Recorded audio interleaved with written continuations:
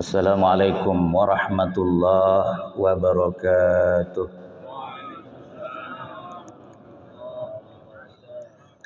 Alhamdulillahilladzi ahyana ba'dama amatana wa ilaihin nusyur.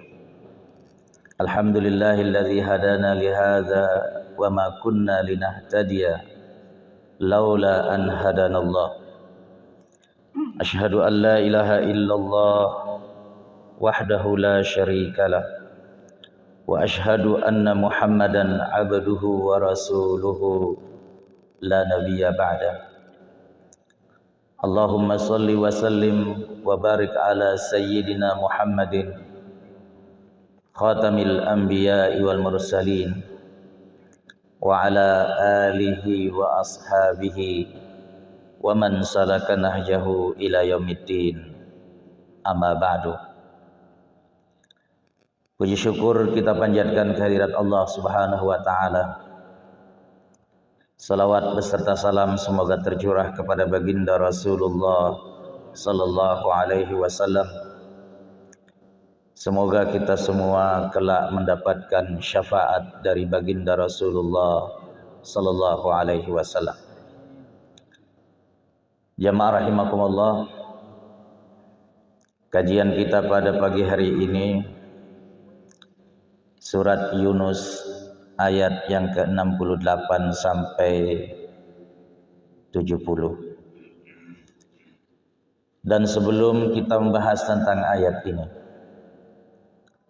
sebagai muqaddimah kajian kita pada pagi hari ini, izinkan saya untuk menyampaikan di hadapan kita semua bahwa pertama, apa yang nanti kita kaji adalah merupakan isi daripada kitab suci umat Islam. Tidak ada maksud dan niat untuk mendiskreditkan, untuk membuli, untuk menjelekkan ajaran agama yang lain. Tetapi inilah apa yang Allah Subhanahu wa taala sebut dalam kitab sucinya. Saya sering mengatakan dalam berbagai kajian, jikalau Allah Subhanahu wa taala menurunkan Al-Quran kepada Nabi akhir zaman, maka jikalau Taurat sering disebut sebagai Old Testament, kitab perjanjian lama, Injil disebut sebagai New Testament, kitab perjanjian baru, maka Al-Quran adalah kitab perjanjian akhir zaman. Karena ia merupakan kitab dari Nabi akhir zaman, maka Allah Subhanahu wa taala menyebut dalam Al-Quran ini dengan dua hal.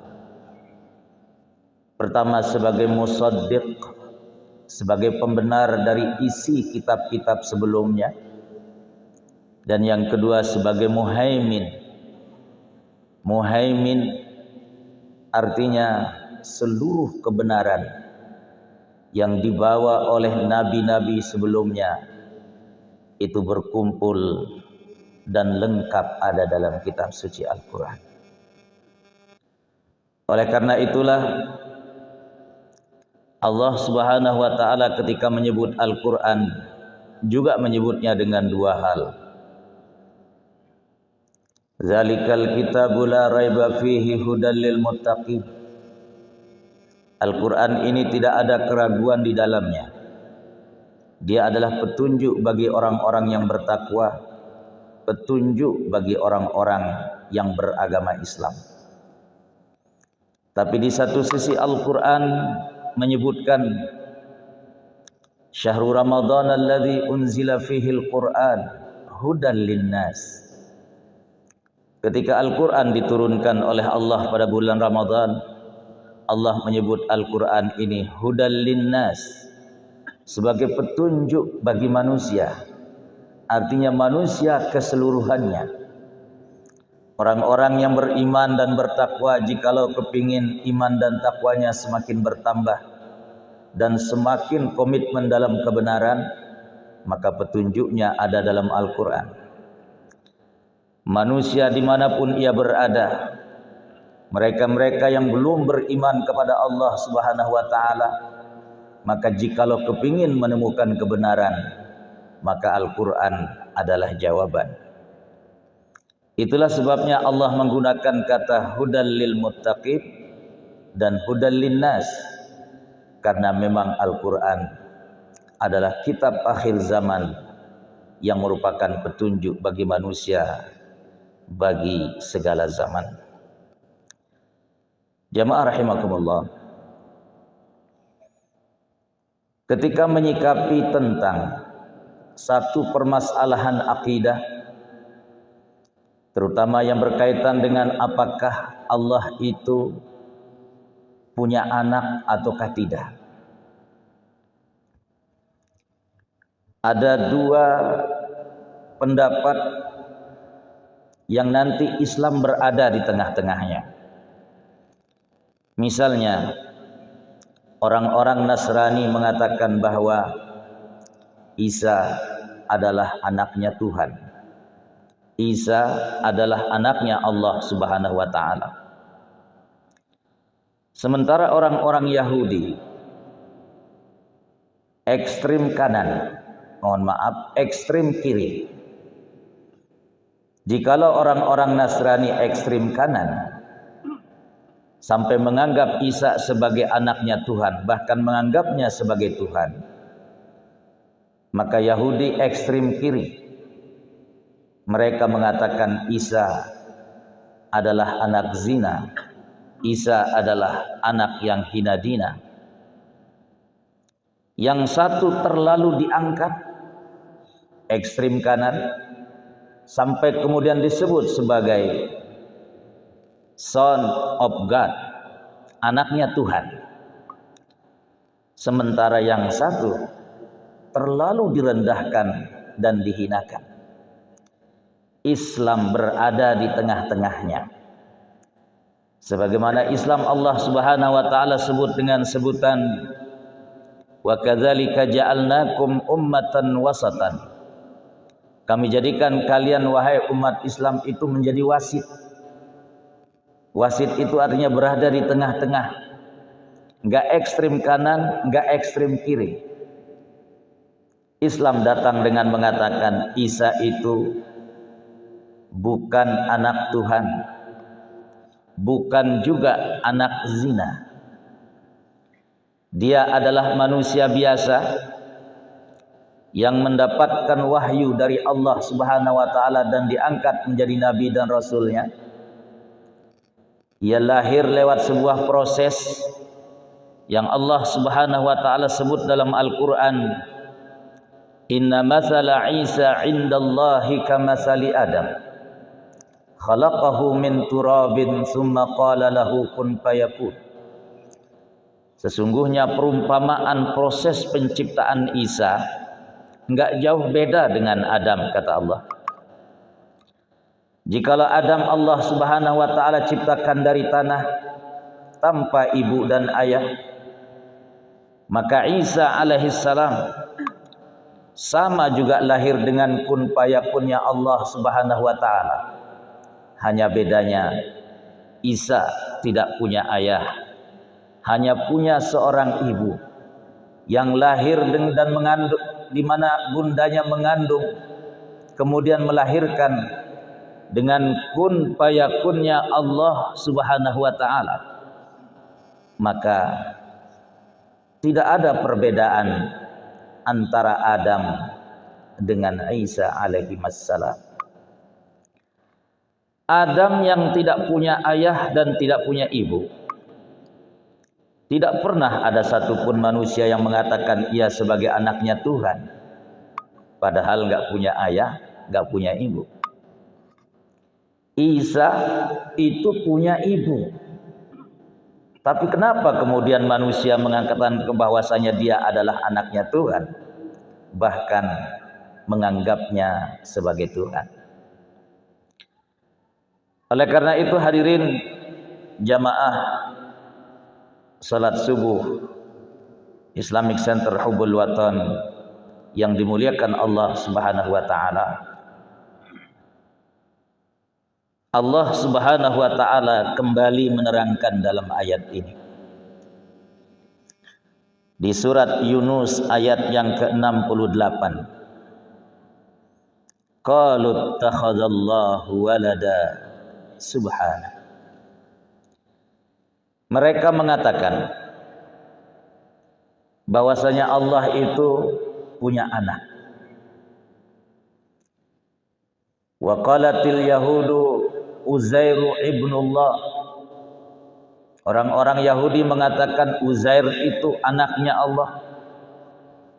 Wa qalatin nasara al-masih ibnullah. Sementara orang-orang Nasrani mengatakan al-masih atau Isa itu adalah anaknya Allah. Maka Allah kemudian mengatakan subhana, maha suci Allah. Maha suci Allah yang tentu dalam ajaran Islam lam yalid walam yulad. Allah itu tidak melahirkan dan tidak dilahirkan. Karena hadirin jamaah rahimakumullah, konsep ketuhanan dalam Islam laisa kamitslihi syai', bahwa yang namanya Tuhan itu tidak mungkin sama, tidak mungkin serupa dengan apapun juga. Yang namanya Tuhan tidak mungkin bisa diraba, tidak mungkin bisa dilihat, tidak mungkin bisa dipersonifikasikan. Karena Allah mengatakan dalam Al-Quran, la tudrikuhul absar wa huwa yudrikul absar wa huwal latiful khabir.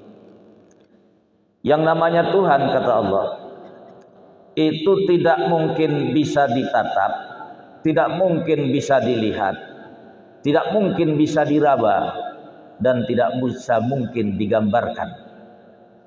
Wa huwa yudrikul absar. Dan konsep ketuhanan dalam Al-Quran, Tuhan tidak bisa dilihat, tetapi Dia adalah zat yang maha melihat, zat yang maha menatap dimanapun makhluknya berada. Tatapannya, pandangannya akan tembus dimanapun makhluknya itu berada. Maka jamaah rahimakumullah, pantas Allah tadi mengatakan wa qalu ittakhadallahu walada subhana. Qalu ittakhadallahu walada subhana. Mereka mengatakan Allah mengambil anak, anaknya Tuhan. Subhana, maha suci Allah. Maha suci Allah dari segala praduga yang bukan-bukan. Maha suci Allah dari anggapan yang bukan-bukan. Bahkan hadirin jamaah rahimakumullah, di surat Maryam Allah Subhanahu wa taala sangat luar biasa menjelaskan, takadus samawati yatafattarna minhu wa tanshaqqul ardu wa takhirrul jibalu hadda. Hampir-hampir langit itu pecah, kata Allah. Wa tanshaqqul ardu, hampir-hampir bumi itu terbelah, kata Allah. Wa takhirrul jibal, dan hampir-hampir gunung-gunung itu runtuh, kata Allah. Runtuh berkeping-keping. Lantaran apa? Anda'u lirrahmani walada, karena mereka menganggap seolah-olah Allah itu punya Tuhan. ma yanbaghi lirrahmani ayyattakhidha walada. Sungguh sangat tidak pantas, kata Allah, Allah itu mengambil anak. Sungguh sangat tidak layak, kata Allah, Tuhan itu punya anak. Ma yanbaghi lirrahmani ayyattakhidha walada. Bahkan tadi sampai-sampai Allah mengatakan hampir saja bumi terbelah, langit menjadi pecah, gunung-gunung hancur runtuh berantakan, karena kok ada manusia yang menganggap bahwasanya ada anak-anaknya Tuhan. Subhanallah, Maha suci Allah. Maka pantas tadi Allah mengatakan qalu ittakhadallahu walada. Subhanah, Maha suci Allah. Jamaah rahimakumullah, huwal ghani, dialah Allah yang maha kaya. Allah la yut'am wa la yurzaq. Allah itu tidak mungkin bisa diberi makan dan tidak mungkin bisa diberikan rezeki. Tapi Allah yang memberikan makan, Allah yang memberikan rezeki. Jikalau ada makhluknya atau jikalau ada manusia, dia makan dan minum sebagaimana manusia-manusia yang lainnya. Uzair itu makan dan minum sebagaimana Allah gambarkan di surat Al-Baqarah ketika ia diberikan kesempatan untuk tidur selama 100 tahun. Itu ada makanan dan minuman yang dibawanya. Enggak mungkin jadi Tuhan atau anaknya Tuhan. Nabi Isa alaihissalam bersama ibundanya, Allah sebut dalam Al-Quran bahwasanya mereka terkadang berjalan di pasar, yamshi alal aswaq, mereka berjalan di pasar, artinya mereka membeli dan mencari makanan. Maka tidak mungkin, mohon maaf jamaah rahimakumullah, tidak mungkin seorang manusia yang berjalan di pasar mencari makan dan minum kemudian dinisbahkan sebagai Tuhan. Itulah sebabnya Allah Subhanahu wa taala mengatakan di akhir surat Al-Maidah, wa idz qala Allahu ya Isa ibn Maryam a anta qulta lin-nasi ittakhiduni wa ummiya ilahaini min dunillah. Ingat, kata Allah, ketika nanti Allah akan bertanya kepada Isa ibnu Maryam. Perhatikan jamaah rahimakumullah, dalam Al-Quran Allah Subhanahu wa ta'ala selalu menyebut Isa atau menyebut nama Al-Masih, di belakangnya selalu diiringi dengan Ibnu Maryam. Kadang Allah mengatakan Isa Ibnu Maryam, kadang Allah mengatakan Al-Masih Ibnu Maryam.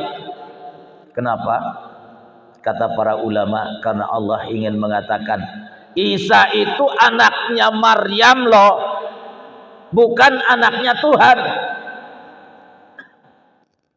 Ya, mohon maaf sekali lagi, sengaja Allah Subhanahu wa taala ketika menyebut nama Isa dan nama lainnya Al-Masih, Allah sebut dalam Al-Quran, selalu diiringi dengan kata Ibnu Maryam, agar kiranya manusia tahu dan sadar bahwa Isa itu anaknya Maryam, bukan anaknya Tuhan.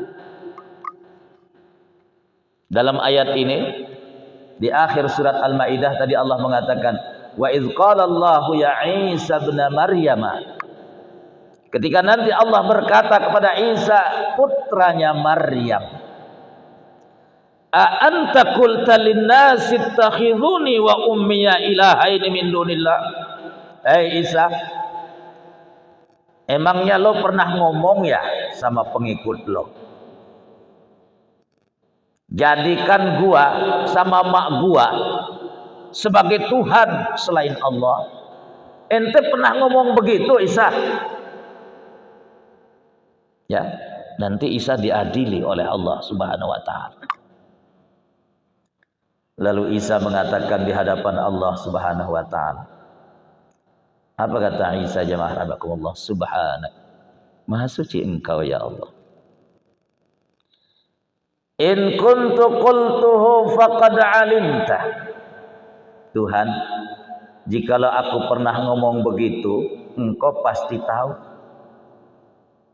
Enggak perlu engkau bertanya. Ini sengaja Allah sampaikan dengan ungkapan seperti ini supaya mereka-mereka yang menganggap dan meyakini Isa itu anak Tuhan atau sebagai Tuhan supaya sadar bahwasanya Isa enggak pernah ngomong begitu. In kuntu qultuhu faqad alimta. Jikalau aku pernah ngomong begitu Tuhan, aku pasti tahu. Lalu Isa mengatakan apa? Ma qultu lahum illa ma amartani bihi an i'budullaha rabbi wa rabbukum. Subhanallah. Tuhan, yang aku katakan kepada pengikutku, yang aku katakan kepada umatku, u'budullaha rabbi wa rabbukum. Sembahlah Allah Tuhanku dan Tuhan kalian semua. Jadi jamaah rahimakumullah, ini mohon maaf ya, mohon maaf kalau kita membaca sejarah bahwa proses Nabi Isa alaihissalam diangkat sebagai anaknya Tuhan atau diangkat sebagai Tuhan itu 300 tahun setelah Nabi Isa alaihissalam diangkat oleh Allah Subhanahu wa taala, setelah beliau diselamatkan oleh Allah dalam peristiwa penyaliban yang sangat terkenal. Ini tentu keyakinannya umat Islam bahwa wa ma qataluhu wa ma salabuhu walakin syubbiha lahum. Allah mengatakan Isa itu enggak dibunuh, Isa itu enggak disalib kata Allah, tapi diserupakan dengan seseorang yang mirip dengan Isa alaihissalam. Makanya mohon maaf, saya sering mengatakan, sekali lagi mohon maaf jamaah rahimakumullah, di kalender-kalender kita itu tertulis ya terkait dengan ini, juga terkait dengan di buku-buku yang juga memang sering kita baca dan memang ada dalam buku-buku dan kitab-kitabnya orang-orang Nasrani, bahwa Nabi Isa itu kan disalib, Nabi Isa itu dibunuh. Tapi dalam keyakinan Al-Quran, wa ma qataluhu wa ma salabuhu, Isa itu enggak dibunuh, Isa itu enggak disalib, walakin syubbiha lahum, tetapi diserupakan seseorang dengan dirinya. Maka mohon maaf, kita sebenarnya umat Islam enggak boleh mengatakan hari wafatnya Isa. Ya. Karena kalau kita mengatakan hari wafatnya Isa, mohon maaf, apa bedanya kita dengan mereka? Ya. Maka yang benar itu kita ngomong apa? Hari wafatnya Syabihu Isa. Hari wafatnya seseorang yang diserupakan dengan Isa. Ya, mohon maaf. Mungkin memang kita tidak meyakini, hanya sekedar ucapan. Tapi hati-hati loh. Ucapan ini bisa kemudian membentuk opini. Opini bisa nanti berubah menjadi keyakinan. Maka walaupun ini sepele, mari saya ingin mengajak kita umat Islam, kita biasakan mengatakan hari wafatnya Syabihu Isa, hari wafatnya orang yang diserupakan dengan Nabi Isa. Setelah Isa alaihissalam diangkat dan diselamatkan oleh Allah dari peristiwa penyaliban yang sangat terkenal itu, 300 tahun setelah itu jamaah, tokoh-tokoh, pendeta-pendeta Kristen dunia mengadakan pertemuan yang kemudian mereka kenal dengan istilah konsili. Di salah satu kota di Konstantinopel, sekarang namanya Turki, berkumpul para pemuka-pemuka pendeta dunia ini. Berkumpul dalam rangka apa? Dalam rangka menetapkan dan mengangkat Isa sebagai Tuhan. Jadi sebelum pertemuan itu, Isa tidak ada yang mengatakan anaknya Tuhan. Selama 300 tahun, selama 3 abad setelah Nabi Isa alaihissalam diselamatkan dari peristiwa penyaliban, tiba-tiba ada pertemuan 300 tahun setelah itu yang tadi disebut dengan konsili di salah satu kota di Konstantinopel Turki yang sekarang. Hasil keputusannya Isa diangkat sebagai Tuhan.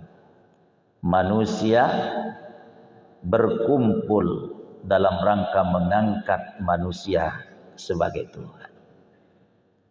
Ya, jamaah rahimakumullah. 200 tahun setelah konsili itu, 200 tahun setelah peristiwa pengangkatan dan penetapan Isa sebagai Tuhan, datanglah Nabi akhir zaman yang kemudian Allah Subhanahu wa taala turunkan kepadanya kitab suci Al-Qur'an yang hari ini kemudian kita jadikan pegangan bagi kita yang beriman dan seharusnya juga menjadi pegangan seluruh manusia yang ada di atas dunia. Maka tadi saya mengatakan di awal, Al-Quran disebut dengan 2 ungkapan, hudan lil muttaqin dan hudan linnas. Jamaah rahimakumullah. Lahu ma fis samawati wa ma fil ardh. In indakum min sultanin bihadza ataquluna 'alallahi ma la ta'lamun. Allah yang punya langit dan yang punya apa yang ada di bumi. Apa yang ada di langit, apa yang ada di bumi itu punyanya Allah Subhanahu wa taala. Sengaja Allah Subhanahu wa taala mengungkapkan ungkapan ini dan sering sekali Allah mengungkapkan dengan ungkapan seperti ini. Allah bukan ingin sombong. Dan Allah juga kalau sombong memang itu haknya Allah. Karena kesombongan itu pakaiannya Tuhan. Maka kita manusia jangan kemudian coba-coba sombong, karena kalau kita sombong berarti kita memakai pakaian Tuhan.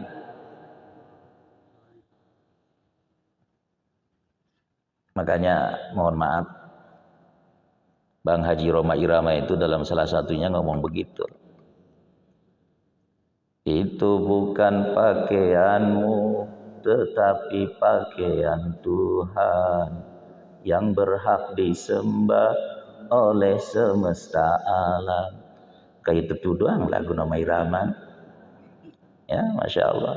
Isi lagunya itu penuh dengan dakwah. Luar biasa beliau.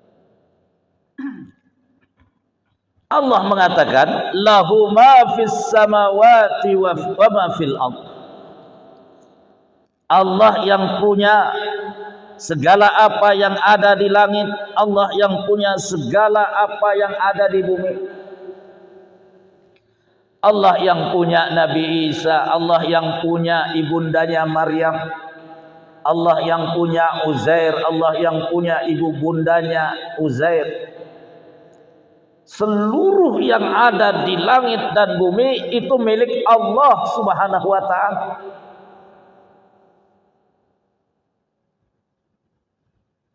Tapi jangan juga, mohon maaf, kalau ada tanah lapang yang begitu indah, kemudian main ambil saja kita. Ketika ditanya, kenapa main ambil? Punya Allah. Masya Allah.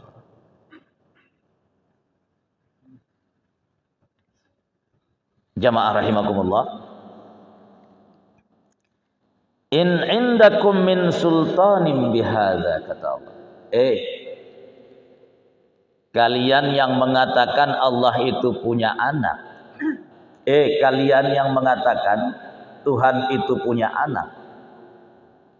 In indakum bisultanin bihadza. Kalian punya bukti enggak? Kalian punya dalil enggak kalau Allah itu punya anak? In indakum min sultanin bihadza. Kalian punya bukti enggak? Kalian punya dalil enggak atas anggapan, atas keyakinan kalian yang mengatakan Tuhan itu punya anak? Ada enggak dalil kalian? Maka Allah kemudian mempertegas, ataquluna 'alallahi ma la ta'lamun. Kok bisa kalian ngomong tentang Allah itu dengan sesuatu yang kalian nggak punya ilmunya, nggak punya dalilnya, nggak punya referensinya, nggak punya maraji'nya, nggak punya, kalau bahasa hukumnya itu, nggak punya jurisprudensinya. Ataquluna 'alallahi ma la ta'lamun. Kok bisa kalian ngomongin tentang hal-hal yang berkaitan dengan Allah dengan sesuatu yang kalian nggak punya ilmu? Seolah-olah Allah mengatakan sotoy loh, katanya. Sok tahu loh gitu. Ya, mohon maaf. Ataquluna 'alallahi ma la ta'lamun. Jadi kalau bahasa milenialnya, ataquluna 'alallahi ma la ta'lamun, jangan sok tahu loh gitu. Ya. Sotoy namanya. Orang Betawi suka bilang, lo jangan sotoy gitu. Itu arti ayat itu. Ataquluna 'alallahi ma la ta'lamun. Kok bisa kalian itu ngomong tentang Allah dengan sesuatu yang kalian nggak punya ilmu?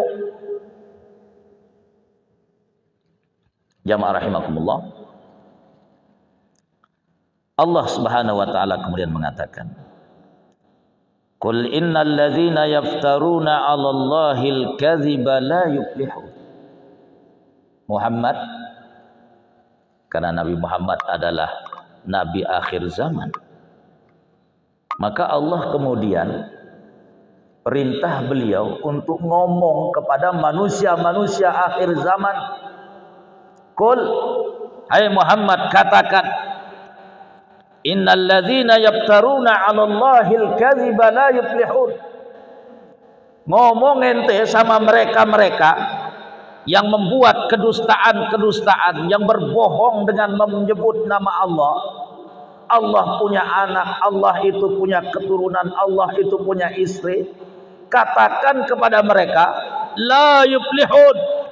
Mereka tidak akan pernah sukses, mereka tidak akan pernah jaya, mereka tidak akan pernah beruntung.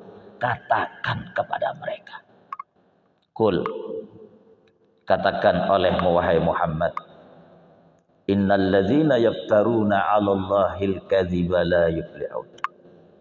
bahwa orang-orang yang suka berdusta dengan membawa-bawa nama Tuhan itu nggak akan pernah beruntung. Katakan kepada mereka. Perhatikan jemaah. Mata umpid dunya. Subhanallah.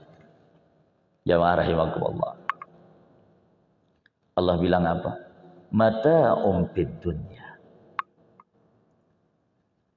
Kenikmatan dunia itu Allah kasih sementara. Mohon maaf, yang banyak kaya-kaya di dunia ini itu kebanyakannya Yahudi dan Nasrani. Ya, orang terkaya di dunia dulu penemu Microsoft Word dulu. Siapa namanya? Siapa penemu Microsoft Word? Bill Gates. Itu sempat menjadi orang terkaya di dunia. Itu Yahudi. Penemu Facebook, Mark Zuckerberg ya namanya. Itu Yahudi. Maka Allah ingin katakan kepada mereka-mereka yang menganggap bahwasanya Allah itu punya Tuhan, punya anak. Mata umpid dunya. Lu memang gua beri, gua kasih. Dunia ini sekali lagi orang-orang terkaya di dunia itu rata-rata akidahnya nggak sama dengan akidah kita. Akidahnya ada yang menganggap Isa sebagai Tuhan, ada yang menganggap Uzair itu anaknya Tuhan, bahkan ada yang tidak bertuhan sama sekali. Allah berikan, tapi ingat kata Allah, mata'ud dunya, mata'um fid dunya, kenikmatan sementara itu di dunia, sesaat aku berikan kata Allah. Summa ilaina marji'uhum, lalu nanti semua akan kembali kepada kami. Summa nuziquhumul adzabasy syadid, lalu kami akan berikan siksa yang luar biasa pedih. Bima kanu yakfurun, atas kekufuran atau ketidakmauan mereka beriman kepada Allah sebagai satu-satunya Tuhan. Jamaah rahimakumullah. Maka kita tentu umat Islam ini dengan segala kondisi dan strata sosial yang umat Islam miliki. Ada yang miskin, ada yang sedang, ada yang kaya. Allah katakan kepada kita, apa kata Allah Subhanahu wa taala dalam Al-Qur'an? Di surat Ali Imran, "Wala tahinu wala tahzanu wa antumul a'launa in kuntum mu'minin." Orang-orang yang beriman, kalian gak usah merasa rendah diri. Wala tahinu wala tahzanu, gak usah juga merasa sedih. Jangan merasa rendah diri melihat orang-orang itu kaya. Jangan kalian terpesona dengan luar biasa kekayaan yang mereka miliki di atas dunia. La tahinu wala tahzanu, gak usah juga sedih dengan strata sosial yang tadi umat Islam miliki. Ada yang miskin, ada yang sedang, ada yang kaya. La tahinu wa la tahzanu wa antumul a'launa, kalian itu jauh lebih tinggi derajatnya dibandingkan dengan mereka. In kuntum mu'minin, jikalau kalian betul-betul orang-orang yang beriman. Maka jangan kita kemudian menjadi orang-orang yang underestimate menjadi orang-orang yang merasa rendah diri, melihat dan misalnya kalau bertemu dengan orang-orang non-muslim yang kayanya luar biasa. Karena tadi Allah mengatakan mata fid dunya summa ilaina marji'uhum summa nuziquhumul adzabasy syadid. Itu kenikmatan dunia hanya bersifat sementara. Semuanya nanti akan kembali kepada kami. Lalu kami akan berikan siksa yang luar biasa pedihnya kepada mereka. Bima kanu yakfurun, lantaran kekufuran dan ketidakmau berimanan mereka. Jamaah rahimakumullah. Sebagai penutup kajian kita pada pagi hari ini, karena waktu sudah mau habis ya Pak Ilham. Oh, udah selesai. Saya bilang mau habis, beliau bilang sudah selesai. Ini bahasa sindiran supaya saya cepat-cepat menyelesaikan. Ya, bahwa Allah Subhanahu wa taala mengatakan dalam Al-Qur'an, "Innad dina indallahil Islam." Agama yang paling diredoi dan diakui oleh Allah itu cuma satu, yaitu al-Islam. Dalam ayat yang lain Allah mengatakan, wa may yabtaghi ghairal islami dina falan yuqbala minhu wa huwa fil akhirati minal khasirin. Siapa yang mencari agama selain Islam tidak akan pernah diterima agama itu, dan kelak di akhirat ia akan termasuk orang-orang yang rugi, kata Allah Subhanahu wa taala. Oleh karena itu,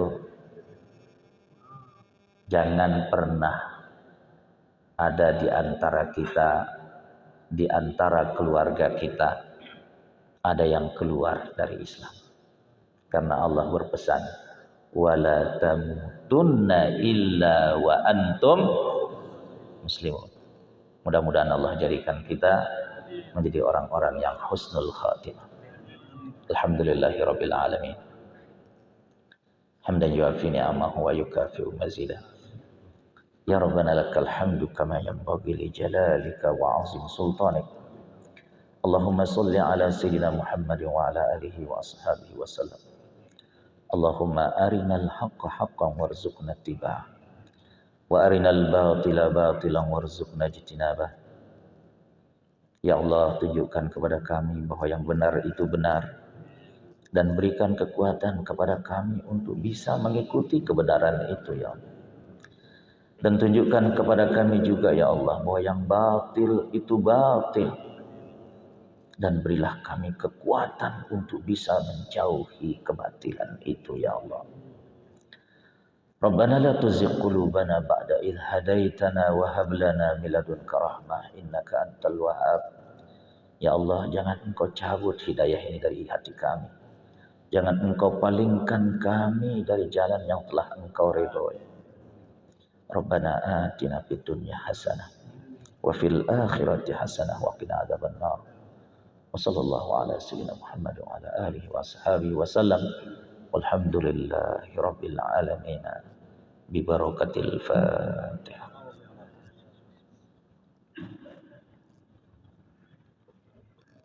Wassalamualaikum warahmatullahi wabarakatuh.